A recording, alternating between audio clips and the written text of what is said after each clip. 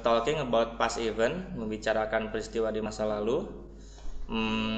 Wahai millennials, jiwa-jiwa yang bucin, or whoever you are out there, apa yang kalian pikirkan dan apa yang kalian rasakan ketika mendengar kata masa lalu? Kita pasti sepakat bahwa masa lalu adalah waktu yang bukan milik kita lagi, sudah lewat, tidak bisa kembali dan dikembalikan. Let bygones just be bygones ya. What is interesting is banyak orang yang bilang kayak gini biasanya, ngapain sih ngomongin masa lalu, nggak penting amat, nggak ada kerjaan lain, nggak bisa move on emang. Atau biasanya kalau lebih parah, ingat mantan. Oke, come on, use your head and your eyes wisely. Jangan lupa bahwa masa lalu juga adalah anugerah dari Tuhan yang pernah kita jalani, kita miliki dan kita rasakan. Alah ya, whatever it was, baik, buruk, menyenangkan atau menyedihkan sekalipun, there will always something good, interesting, even valuable. I believe it's all nothing to lose. God's never give us nothing. Syukuri, maafkan, lalu ikhlaskan seperti apa adanya. Because when you blame your past, that's mean you blame yourself. How dare we are for blaming God's gift. Maksud saya, jika dalam masa lalu kita ada kebaikan, let's make it better. Jika itu memilukan many mistakes, ya manusiawi ya, so let's fix it. How fool we are to get stuck into the same hole for twice. Jangan sampai kita mengulang kesalahan yang sama. Disitulah pentingnya kita belajar dari masa lalu, ya kan? Buat apa? Ya buat kita yang masih punya kesempatan hidup saat ini, and maybe for our future, to be a better person or better life. Correct me if I'm wrong. Ini acara apa sih kok jadi curhat begini ya? Kita kan mau belajar ya, di buku ini kelas 10 chapter 7, judulnya adalah Best Achievement, temanya adalah Talking Past Event, sesuai dengan judul ya. Jadi ada dua tenses yang akan kita pelajari di chapter ini, tentang simple past dan juga present perfect tense. Omongan saya barusan yang ngaco, anggap aja itu fungsi sosial ya, atau social function dari talking about past event. Oke, ini dia part pertama, simple past tense.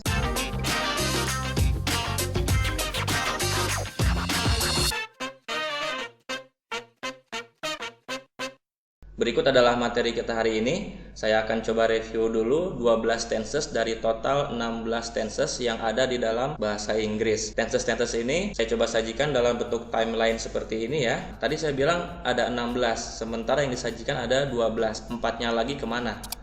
Keempat tenses sisanya adalah simple past future tense, kemudian past future continuous tense, past future perfect tense, dan juga past future perfect continuous tense ya. Dari namanya saja sudah panjang-panjang ya. Terus kenapa tenses-tenses ini jarang digunakan? Sekalinya digunakan biasanya hanya untuk menyatakan hal-hal yang sedikit banyaknya sulit dicerna oleh logika. Kita ambil contoh yang pertama ya. Dari simple past, dari waktu masa lalu ke future. Waktu masa lalu sudah lewat, sudah tidak bisa dirubah lagi. Kemudian loncat ke waktu yang akan datang dan belum pasti. Ketika diungkapkan dalam sebuah kalimat, kan sedikit banyaknya agak sulit dicerna, karena hal-hal ini susah dirubah lagi, kemudian juga belum terjadi. Tenses-tenses ini jarang sekali digunakan. Sekalinya digunakan biasanya untuk membuat film fiksi ya, atau film-film imajinatif seperti itulah, dalam pengandaian yang sulit dicerna. Itu alasan-alasan kenapa keempat tenses ini jarang digunakan dan juga sulit untuk digambarkan dalam bentuk timeline ya. Ya tadi timeline yang ini nih.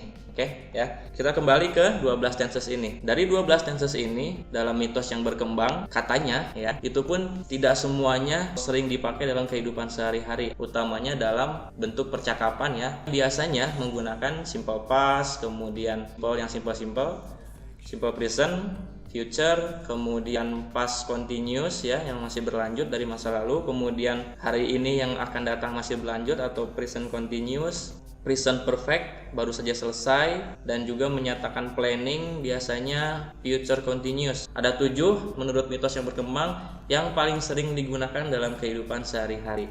Kemudian ada juga mitos lucu yang berkembang bahwa orang Inggris sekalipun, native speaker yang kesehariannya menggunakan bahasa Inggris dari bayi ya, itu pun ketika ngobrol tidak menggunakan tenses. Bukan berarti berantakan ya. Selama kita ngobrol pakai bahasa Inggris bisa dipahami tanpa tenses pun ya why not. Hanya saja tenses ini ini dibuat agar tidak menimbulkan kesalahpahaman, agar apa yang kita ungkapkan, pembaca atau pendengar bisa langsung terima gambaran utuhnya. Tenses ini lebih urgent digunakan di dalam penulisan atau writing ya, apalagi konteksnya itu resmi. Jadi harus menggunakan tenses ketika menulis. Ya kalau memang kita menggunakan tenses secara baik dan benar dalam percakapan sehari-hari pun malah lebih bagus. Itu akan menunjukkan profesionalisme Anda menggunakan bahasa Inggris ya. Oke. Kenyataannya adalah kita hidup di masa sekarang, present. Di kehidupan sehari-hari kita menyatakan banyak hal, lintas waktu, menyatakan atau menceritakan sesuatu yang sudah terjadi di masa lalu. Dari hari ini kita loncat ke masa lalu ya, ke past. Kadang-kadang kita juga sering membuat planning atau berandai-andai tentang apa yang akan terjadi di masa depan.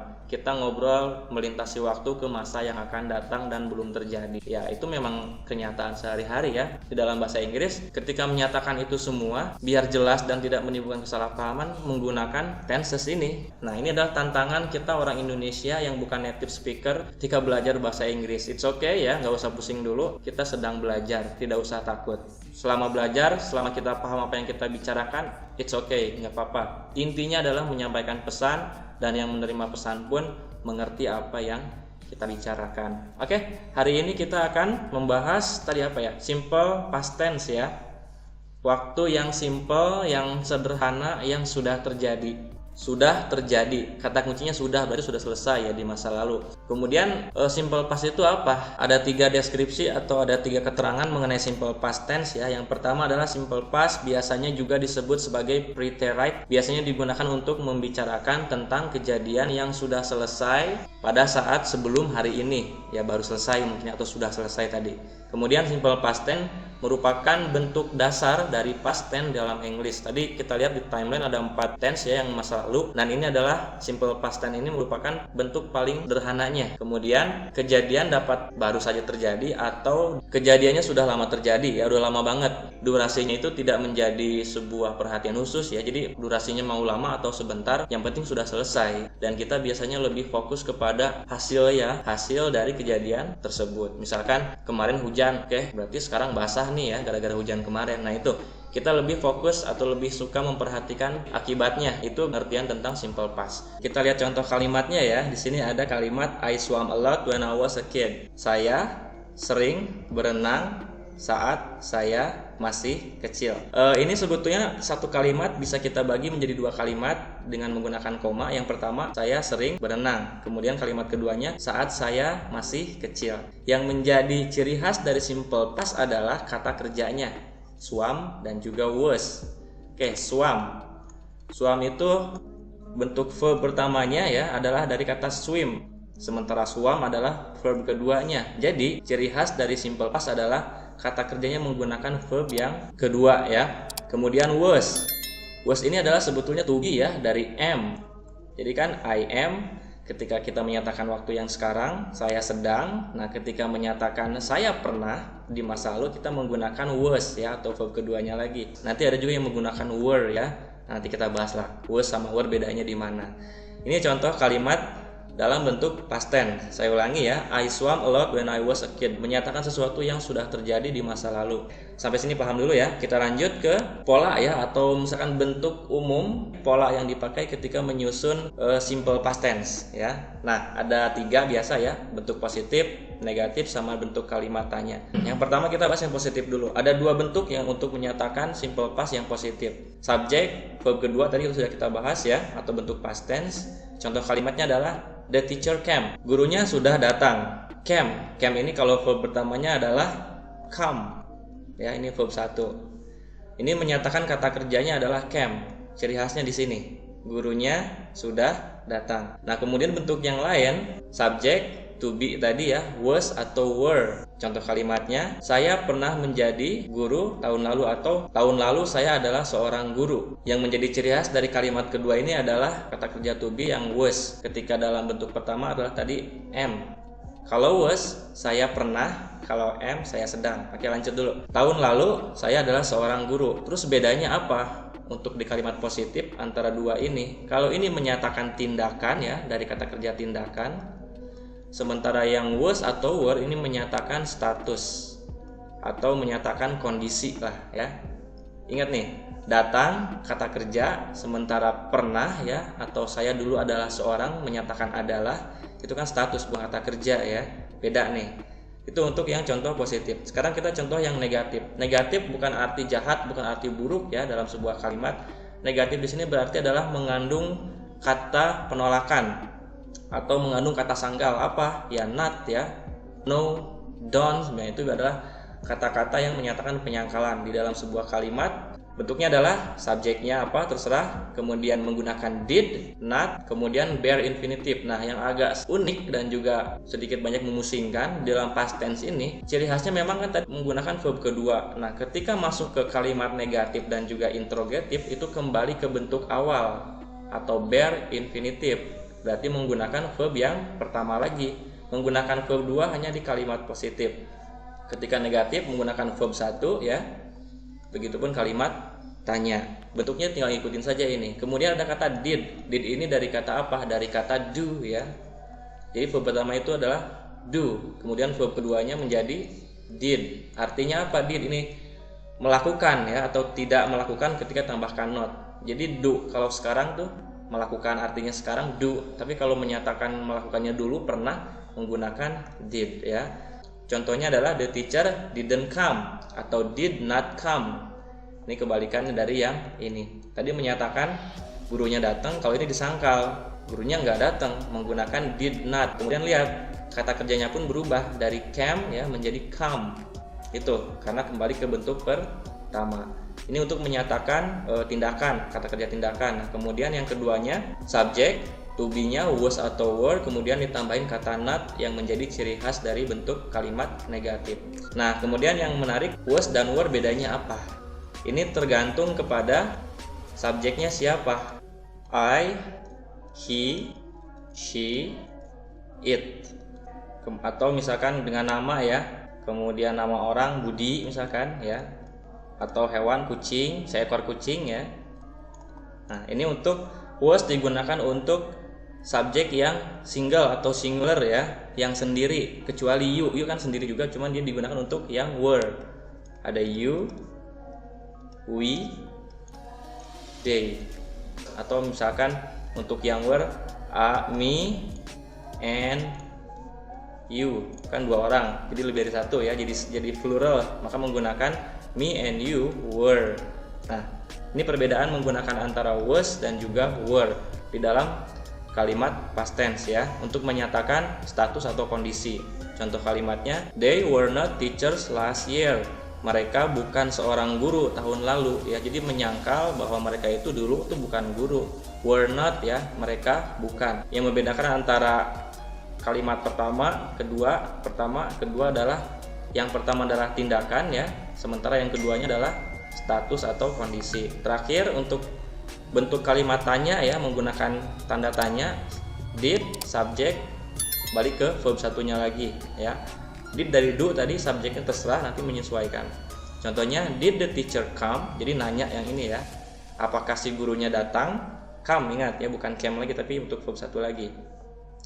Kan nanya, ditambahin kata tanya, apakah si gurunya datang? Nggak tahu ya. Kemudian untuk menyatakan kondisi atau status, be, was atau were. Was atau were, cek yang ini lagi ya. Kemudian diakhiri dengan subjek, tambahin tanda tanya harusnya. Contohnya, was she a teacher last year? Apakah dia seorang guru tahun lalu ya? Apakah tahun lalu dia pernah menjadi seorang guru ya? Jawabannya bisa yes, bisa no ya. Nah, ini adalah pola kalimat atau bentuk kalimat di dalam simple past tense. Fungsinya untuk apa saja simple past tense ya? Ada beberapa fungsi. Yang pertama adalah talking about the historic context, membicarakan sesuatu yang berbau atau berhubungan dengan sejarah ya. Contohnya adalah Soekarno dan Hatta memproklamirkan kemerdekaan Indonesia pada tahun 1945. Ini adalah sejarah besar ya.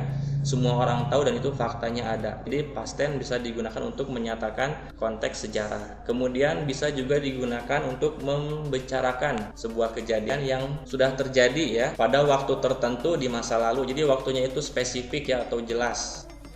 Jadi particular itu spesifik, jelasnya kapan, ada tepat waktunya gitu. Contohnya, the movie started at 7:30 in the evening. Filmnya dimulai, ada ed-nya nih, ini bentuk kedua.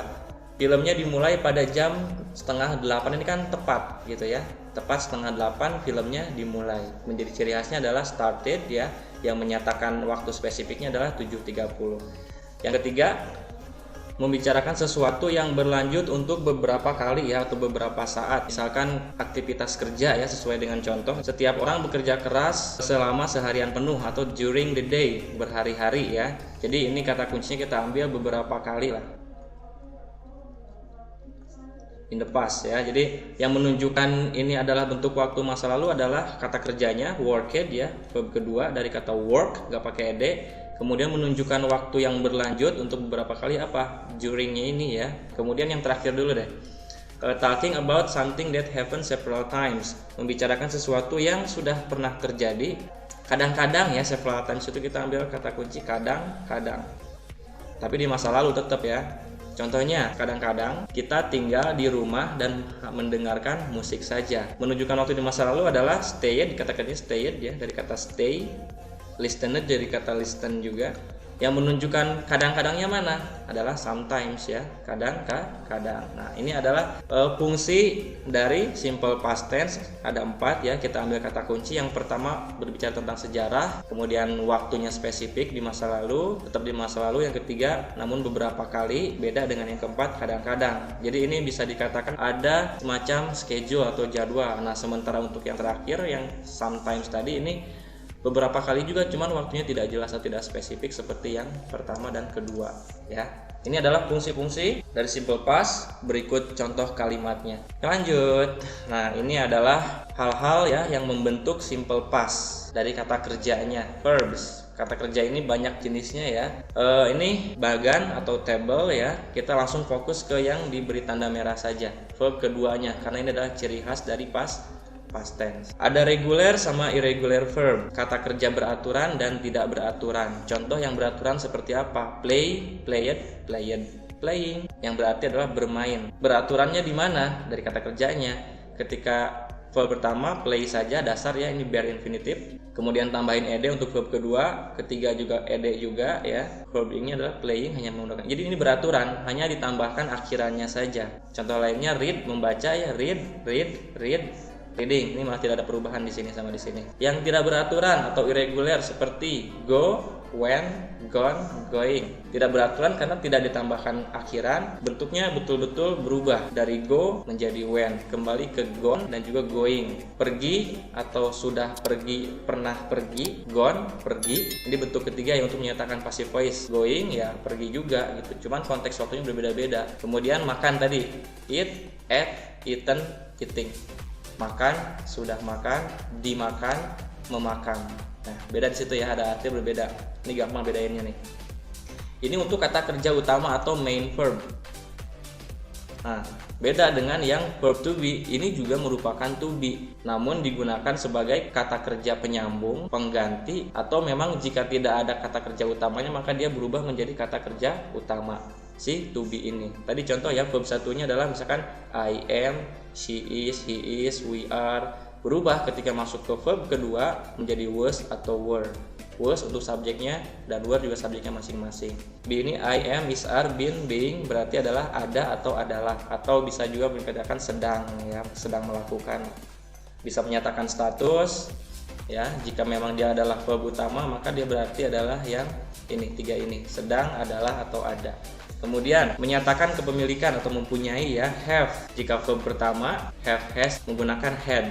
Ini apapun subjeknya kita gunakan had ya, jadi nggak usah pusing. Had ini berarti adalah pernah punya mungkin ya. Kemudian terakhir dari do ya, do melakukan tadi. Nah, ini untuk yang verb pertama do atau does, nanti kita bahas kapan-kapan. Nah, ini gunakan did ya, jangan do, karena did ini ciri khas untuk past tense tadi ya. Do, did, done, doing. Melakukan, pernah dilakukan, dilakukan, melakukan. Beda ya. Oke, jadi sekali lagi ada dua jenis kata kerja dari sini yang bisa kita lihat sebagai kata kerja utama. Jika ini tidak ada maka yang to be pun bisa menjadi kata kerja utama. To be ini fungsinya banyak, bisa menjadi tadi ya, penyambung, pengganti, dan jadi kata kerja utama itu sendiri. Biasanya sering kita dengar kata auxiliary ya, auxiliary. Ya berarti adalah tambahan lah ya, atau pelengkap, additional. Ini kapan-kapan kita bahas khusus tentang to be itu apa secara lebih dalam. Nah, ini adalah hal-hal yang membentuk dan juga menjadi ciri khas dari simple past tense adalah yang verb kedua ini ya. Oke, sampai sini mudah-mudahan paham dulu nih. Apalagi nih, masih ada ya, time expression in the simple past tense.